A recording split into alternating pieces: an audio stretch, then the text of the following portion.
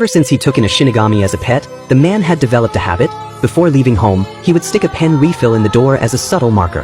But one day, when he returned, he noticed the refill had been snapped in half. Instantly, he realized someone had broken into his home. Not wanting to raise suspicion, he said nothing. He simply sat down at the table and acted like everything was normal. Even when the Shinigami, visible only to him, tried to speak, he didn't dare respond.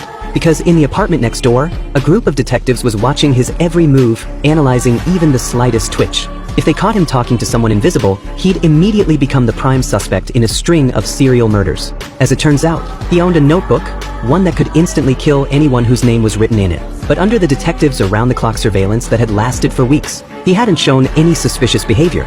No one had mysteriously died during that time either. Just as the police were preparing to call off the operation, the lead investigator insisted the man had to be the killer. His reasoning? The only reason there hadn't been any murders lately was because the suspect no longer had the opportunity to act. With surveillance lifted, the killings would surely resume. Right when the team was about to make their move and arrest him early, another bizarre death occurred.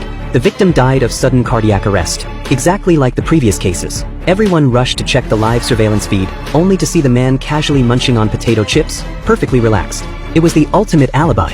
The investigators began doubting themselves. Maybe they had the wrong guy. But what they didn't know was that hidden inside the potato chip bag was a tiny media player and a piece of the death note, small slips of paper torn from the original notebook.